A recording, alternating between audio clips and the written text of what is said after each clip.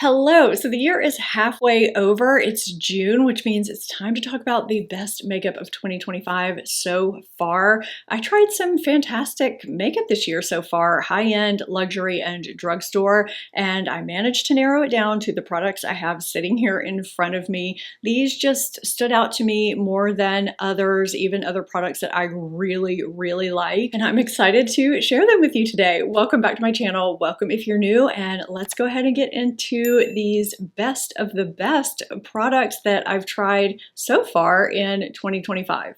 I'm starting with foundations. I have a drugstore and a high-end luxury pick. I use both of these regularly. They both live downstairs at my vanity where I get ready day to day, and I think both work really well across all skin types. We have Maybelline Superstay Lumi Matte. I wear shade 125, and Chanel Ultra Le Tint Velvet. I wear shade B30. I am really tough on foundations. I do regular extensive foundation reviews where you can see how I apply them, what they look like on me, how they wear throughout the day, because I live in an incredibly challenging climate. Here in New Orleans, the humidity is ridiculous all year long, and most months out of the year, it's extremely hot. So complexion products and makeup just tends to melt off your face. That combined with my skin type being combination, it's pretty normal and can be dry around the perimeter, but I get shine breakthrough in the center of my face.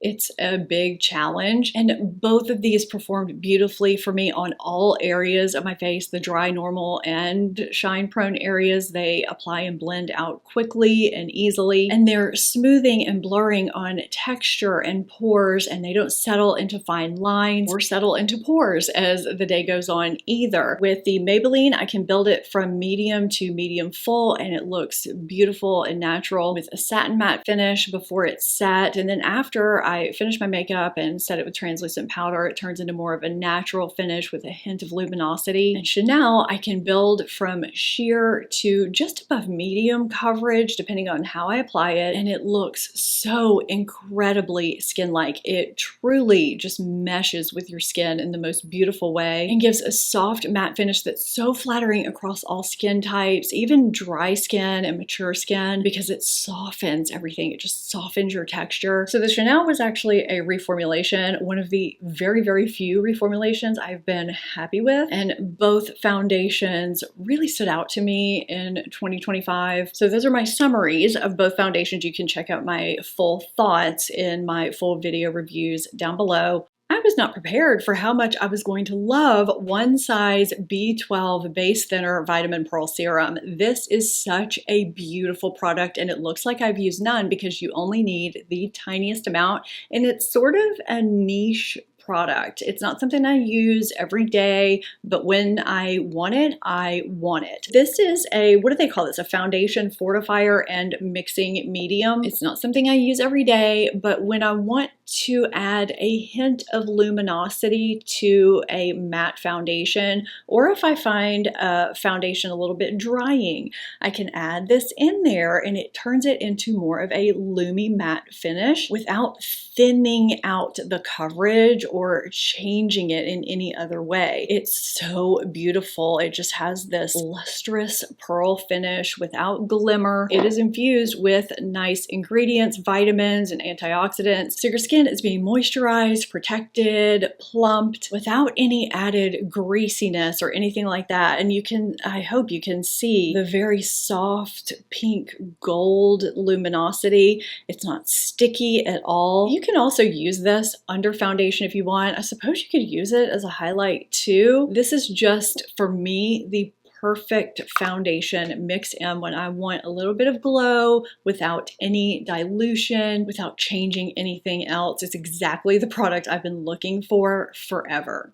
I bought the Sarah Creel Face Flex Concealer during my Sephora sale haul. I talked about it in that video and a couple of other videos shortly thereafter, and I had a viewer sort of fuss at me for talking about it more than other concealers I've claimed to love, and I thought that was so funny because, you know, it's my job to buy and test makeup and skincare and other beauty products, and sometimes I end up liking some of those products. This is one of them. This really stood out to me, especially for dry dry, mature under eyes. There are nice ingredients in here. It's very hydrating and it sort of fuses with my under eyes and looks really, really natural. Now, I almost always wear a corrector under my concealer so that I can apply less of both. I have an entire playlist with videos for under eyes and concealers so you can see my process and some ways I conceal. I'll have that playlist linked down below. Now, when I just dot this under my eyes and blend it out, it gives medium coverage, which is probably great for most people.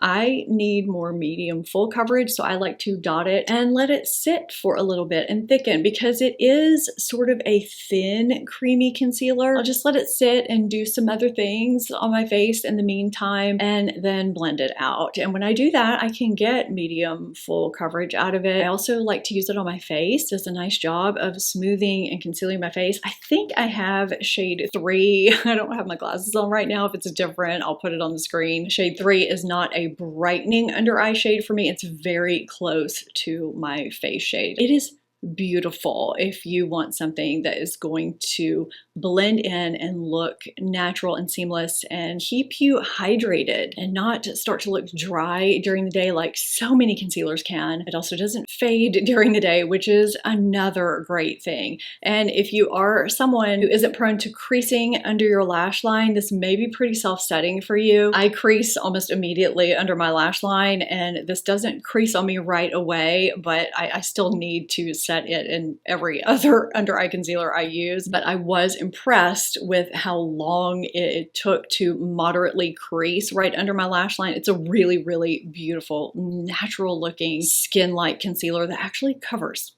This is another product that completely took me by surprise. I cannot believe how much I ended up loving the Tony Moly Egg Pore Silky Smooth Balm.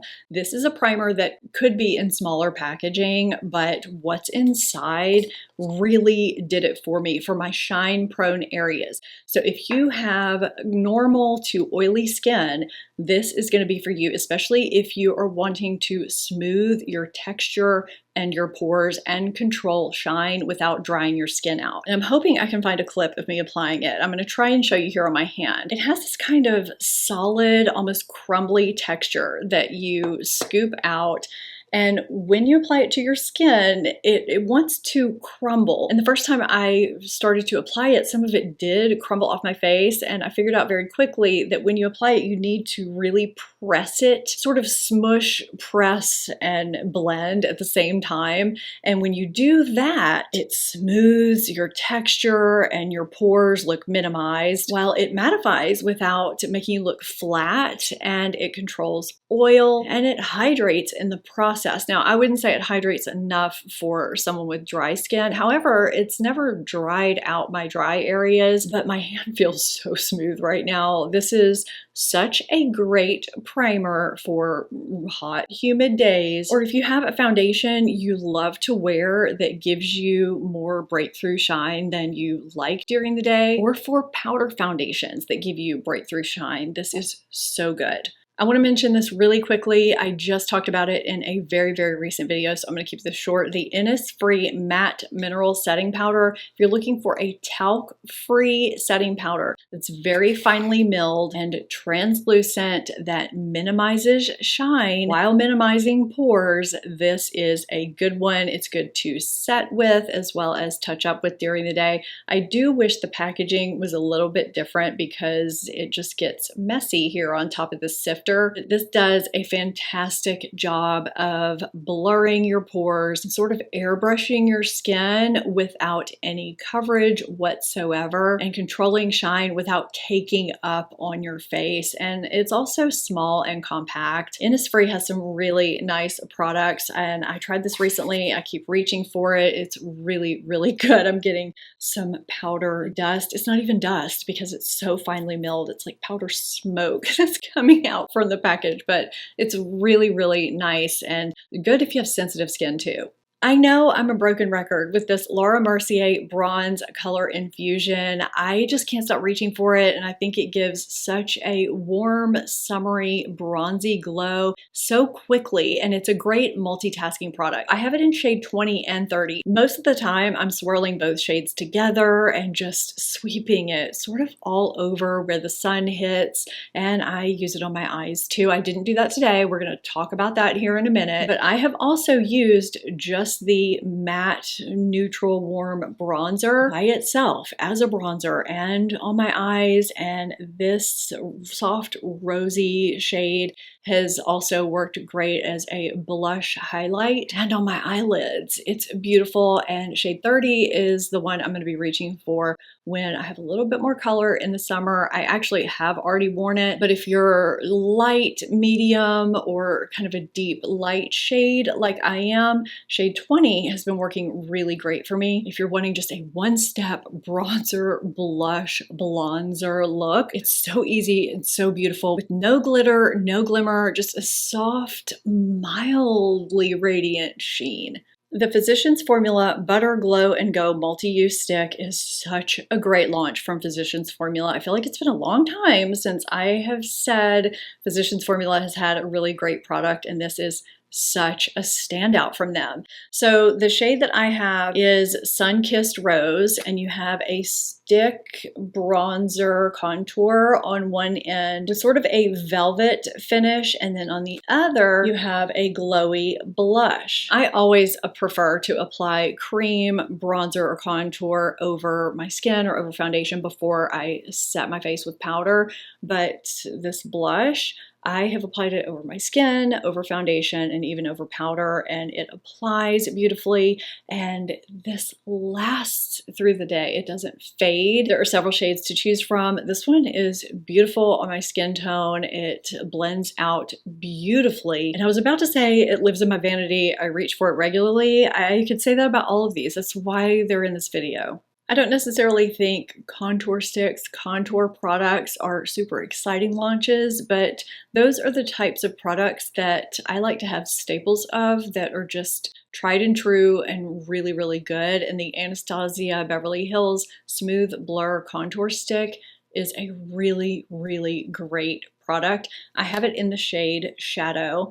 It glides on like butter, and it has that gray undertone you want in a contour product. I think you can tell the difference in the undertone here versus this more neutral leaning warm undertone here that the Physicians Formula product has, which you can contour with, but if you want a more natural looking shadowy effect, you want that gray undertone, and the Anastasia Beverly Hills shades have the undertone that you're looking for. So if you're wanting to chisel out your cheekbones or minimize your forehead or jowls, whatever you're wanting to do to create a shadow, this is a really, really good contour product. It applies and blends out like a dream, and it lasts throughout the day.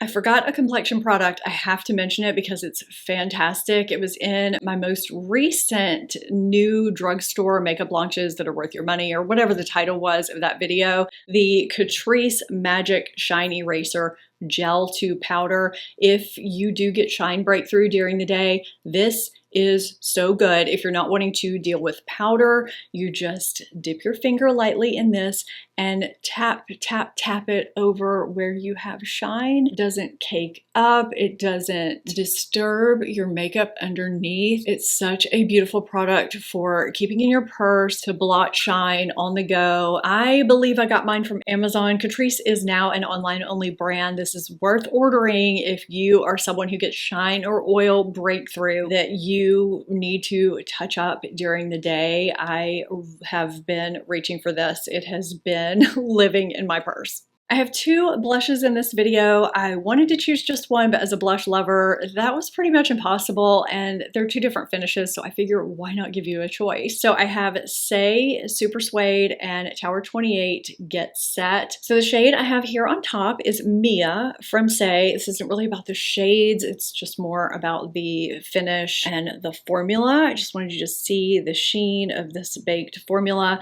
And on the bottom is Long Beach Iced Tea Happy from Tower 28, which is what has been on my face throughout this video. It looks like your standard matte blush, but it's actually an extremely long-wearing, blurring, kind of airbrushing powder formula. This is a formula I am going to be reaching for this summer in extreme heat and humidity because I know it is going to stay on my face and look beautiful. Both apply and blend out beautifully. You can wear them sheer or build them very easily, and they're flattering on pores and texture. It really just depends on the finish you're looking for and the shade as well. They both have really nice shades to choose from, and I've been reaching for the shades I have in each of these on a regular basis. I don't think you could go wrong with either one, which is why they're both in this video. What's been on my eyes throughout this video are two shades of eyeshadows from the brand NEEN, which is, if you're not familiar,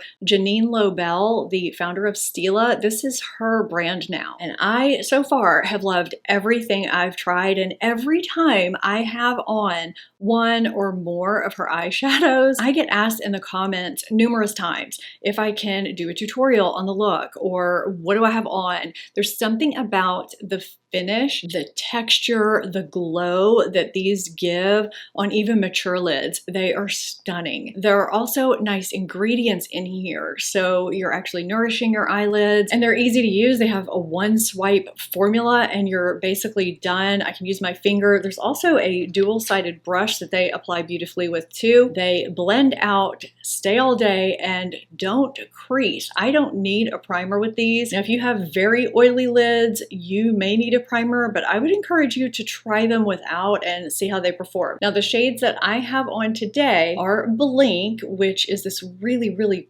pretty rosy shade. I swiped it over the outer 2/3 of my eye and blended it up very quickly into my crease. And the shade Beam on the inner third, which also comes as a single. This shade may look familiar to you because from what I've heard, it's supposed to be today's Stila Kitten. These are very, very creamy. There's no fallout. This trio that I'm using is called the Zen Trio, and I have loved the look I've created with these three shades. Now, in another video that I got asked about a lot, I used Blink the same way and used this silvery shade Glow from the Soho Trio on the inner third. It just gave it more of a silvery punch. You can also use these as highlighters. They're just so creamy and effortless, and they come in this flexible silicone packaging, so if you drop them, they don't break. They're refillable too. NEEN would be my brand shout out so far for 2025. I've loved everything I've tried so far. This is the blush in Happy. I have a couple of blushes from the brand. This is my latest purchase. It's just a really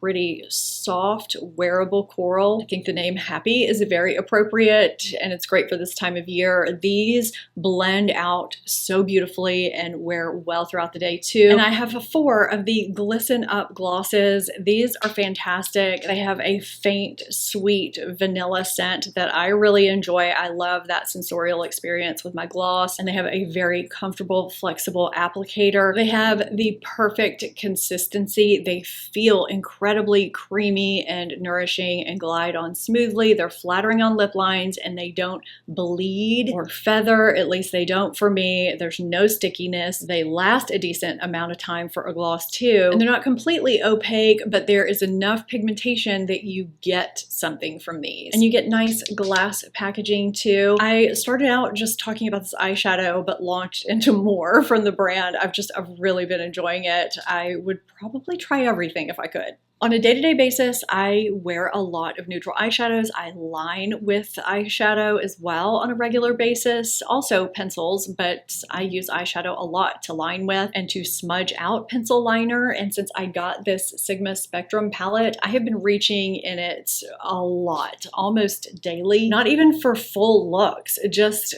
for an eyeshadow here and there. It's one of those palettes that I can reach into for a single shadow here and there. Sometimes Sometimes it's just for this highlight shade. Sometimes it's just transitions. Like I did today, I used, what did I do? I blended these two shades for my transition with the NEEN shades I used on my lids. And I used this shade for a highlight, and I lined with this brown shade, and I smudged out my eyeliner with this shade. I do things like that regularly with this palette. It's just an easy palette to use. Everything blends out nicely, and I have been really enjoying it. I've added it to my neutral palette rotation that gets used regularly. So it had to get a shout out. I didn't think I was going to use it as much as I do, but I do.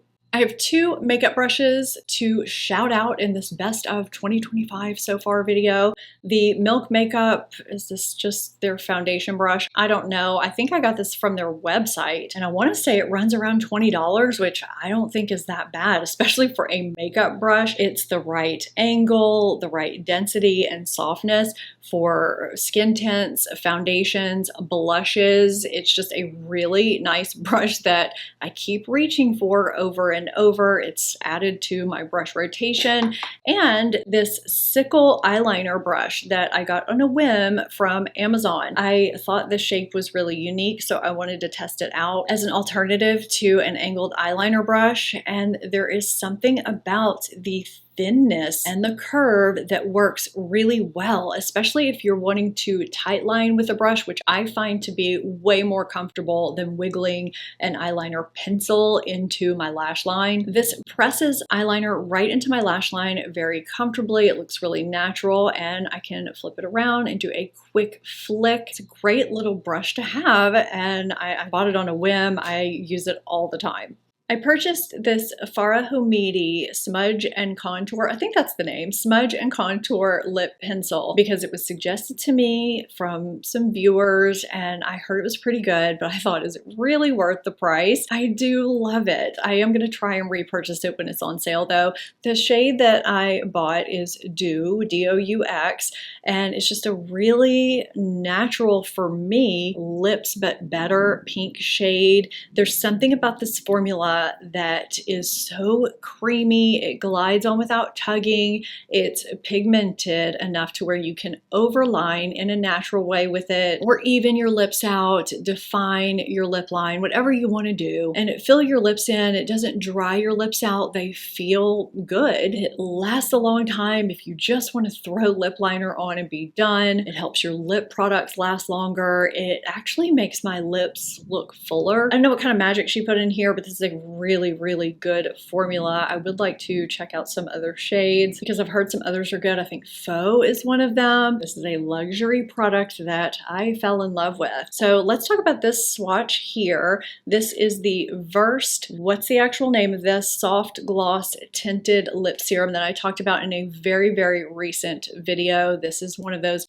hybrid tinted lip glossy balms that's good. It has a nice cooling feeling when you apply it to your lips, but not overly so. It hydrates and leaves my lips looking plumper because it smooths my lip lines, and it gives a nice kind of stained glass looking glossy tint. The shade that I have is Pop, which I think they described this as being a vibrant pink, but because it does have some sheerness, it's more of a sheer pink on me. I love this. I think this is a great hybrid tinted glossy balm that does have a soft formula. I don't know why I put that cap back on. This is one of those products that you click up that doesn't retract because it is a soft formula. I like products like this because I find them incredibly easy to apply. They're just very low maintenance products, great to throw in a purse and comfortable. And this is a good one that I've been reaching for. So sort of along that same vein, but different and more pigmented, is what's been on my lips. This is the Fenty Gloss Bomb Sticks in Fenty Glow with shimmer. They launched some shades earlier this year that had shimmer to them. And you know, sometimes shades with glimmer, with shimmer, can go pretty wrong. They can feel gritty, or as they wear away, they leave glitter particles on your lips that just don't look flattering. I find this sheen stays for a really long time just because of the nature of the Fenty Gloss Balm Sticks in the first place. You have nice opacity with these. There's thickness here. They're very nourishing and hydrating, and they adhere to your lips nicely. So they're not wearing away quickly, but when they do wear away, I don't find what's left to be unflattering. Plus, they're just a pleasure to reapply. So it's just not an issue. I love this shade. It gives a little something. I have Fenty Glow in the regular version without shimmer, and I liked it. So I figured I would like this, but this is a formula with shimmer that I actually enjoy. Okay, the rain is really coming down out there. I'm trying to talk over it. I hope you can hear me. So NYX Blade & Shade Nano Brow Pencil is one of the best drugstore brow pencils I've tried. I love a good brow pencil that can mimic a brow hair, but a lot of them try and don't succeed. This has that dash-shaped, really small tip that's really thin and it's not too waxy, so you get those little micro strokes that mimic brow hairs. If you have sparse brows, if you have areas that you need to fill in and you want them to look like brow hairs versus just shading your brows in, this is a really great option. I wonder why they made the choice to have this lid be green. That's always gone through my head. I've always thought NYX did a great job with their brow products, and this is such a great addition to their line. This is in my regular rotation. I think it's fantastic. I recently shared some products that really surprised me. I don't think a lot of people saw that video. If you didn't see it, you can check that out here. I would love it if you did check it out because I shared some really great things in that video. I would love to hear one of your favorite products from 2025 in the comments down below. I hope you enjoyed this video. If you did, give it a thumbs up and subscribe if you're not already. Thank you so much for watching. I'll see you next time. Bye.